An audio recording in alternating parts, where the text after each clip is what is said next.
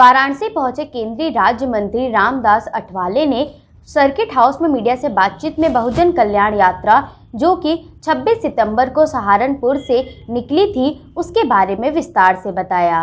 उन्होंने बताया कि पूरे उत्तर प्रदेश के 75 जिलों में यह यात्रा निकली है, जिसका उद्देश्य लोगों को यह बताना है कि बाबा साहब अंबेडकर की असली पार्टी RIP ही है।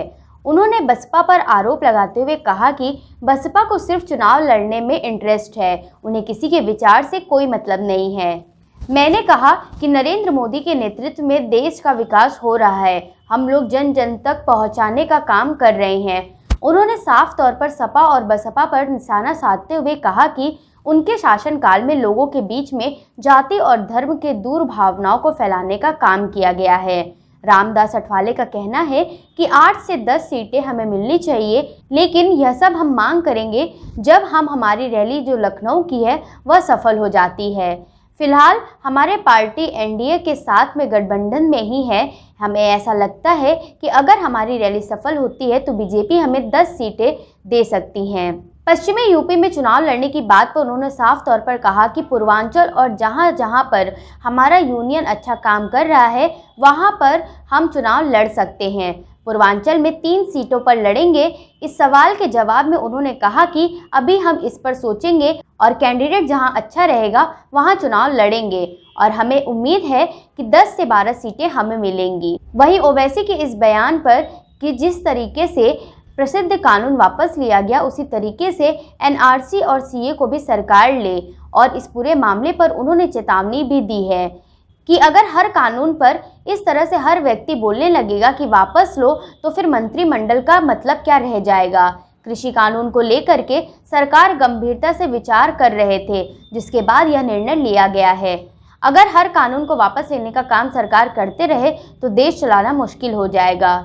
तो बहुत ज़्यादा सीटें पर हम नहीं आग्रह करेंगे, लेकिन दूसरे पूर्वांचल है, बाकी के जगह पर है, ऐसे जगह पर मतलब जहाँ जहाँ हमारा यूनिट अच्छा है वहाँ मतलब जहाँ के कैंडिडेट हमारा इलेक्टिव मेरिट वाला है, ऐसी सीटों की मांग करेंगे और वो सीट हम जीत कर लाएंगे। सर, अभी पूर्वांचल में क्या लग रहा है, कौन कौन सी सीट आप लोगों के लायक है जिस पे आप चुनाव लड़ना चाहते हैं? अभी मतलब ऐसा सीटें तो हम निकाल रहे हैं, अभी कैंडिडेट भी हमारे पास आ रहे हैं, सीटें भी मतलब कौन सीटा लड़ना है, क्योंकि कैंडिडेट अच्छा जहाँ रहेगा वो वही सीट मांगेंगे। अभी सीटों की लिस्ट हमने नहीं बनाई है, लेकिन लोग हमारे पास आ भी रहे हैं और उसकी एक 25-30 सीटों की लिस्ट हम बनाएंगे और उसमें से 10-12 सीटें हमको मिलनी चाहिए। इसी तरह की हमारी कोशिश रहेगी। कुछ बात हुई ऊपर कितनी सीटों को लेकर कुछ सहमति वगैरह बनी है? सीटों पर ऐसी बात नहीं हुई है, लेकिन 2 दिन पहले योगी आदित्यनाथ जी से बात हुई है, हमारे पवन गुप्ता जी उनको मिलकर आए हैं और मैं माननीय JP नड्डा जी को भी मिला हूँ, मैं माननीय अमित शाह जी को भी मैं बोला हूँ और RPI को साथ में रखने से बीजेपी का और भी ज़्यादा फायदा होगा। इसी तरह की भूमिका हमने उनके पास रखी है। अभी इतना ही है कि हमारी जो रैली हमने 18 दिसंबर को तय की है और उसमें माननीय योगी आदित्यनाथ जी को हम बुलाना चाहते हैं, लेकिन उनके सभी प्रोग्राम तय है, तो उसमें डेट हमारी कौन सी एडजस्ट होती है वो हमको ये सब वीक में बताने वाले हैं। तो रैली दिसंबर में होगी, योगी आदित्यनाथ जी के उपस्थिति में होगी और वो रैली अगर सफल हो जाती है तो ज़रूर बीजेपी बहुत ही पॉजिटिवली RPI को साथ में लेने का विचार करेगी। तो बहुत ज़्यादा सीटें पर हम नहीं आग्रह करेंगे, लेकिन दूसरे पूर्वांचल है, बाकी के जगह पर है, ऐसे जगह पर मतलब जहाँ जहाँ हमारा यूनिट अच्छा है वहाँ मतलब जहाँ के कैंडिडेट हमारा इलेक्टिव मेरिट वाला है, ऐसी सीटों की मांग करेंगे और वो सीट हम जीत कर लाएंगे। सर, अभी पूर्वांचल में क्या लग रहा है, कौन कौन सी सीट आप लोगों के लायक है जिस पे आप चुनाव लड़ना चाहते हैं?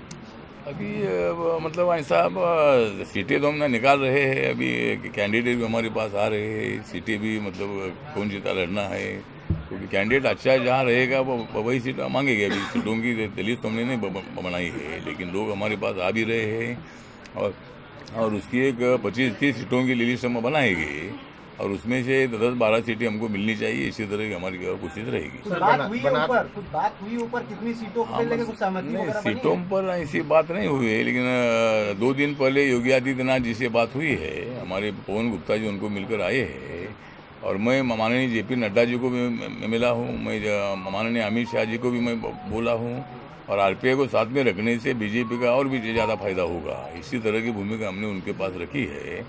अभी इतना ही है कि हमारी जो रैली हमने 18 दिसंबर को तय की है और उसमें माननीय योगी आदित्यनाथ जी को हम बुलाना चाहते हैं, लेकिन उनके सभी प्रोग्राम तय है, तो उसमें डेट हमारी कौन सी एडजस्ट होती है वो हमको ये सब वीक में बताने वाले हैं। तो रैली दिसंबर में होगी, योगी आदित्यनाथ जी के उपस्थिति में होगी और वो रैली अगर सफल हो जाती है तो ज़रूर बीजेपी बहुत ही पॉजिटिवली आरपीआई को साथ में लेने का विचार करेगी।